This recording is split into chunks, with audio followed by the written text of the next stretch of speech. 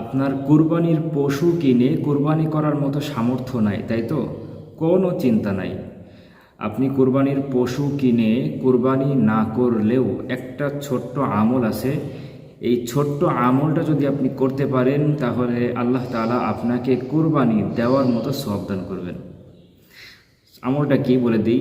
আজকে জিলকদ মাসের 28 তারিখ, আগামীকাল অথবা তার পরের দিন যদি জিলহজ মাস অর্থাৎ হজের যে মাসে আমরা কুরবানি করি, ওই কুরবানির যে মাস, এই মাসের চাঁদ যদি আকাশে দেখা যায়, তো চাঁদ দেখার পর থেকেই আপনার হাতে পায়ের নখ এবং চুল এগুলো কাটা বন্ধ করে দিতে হবে।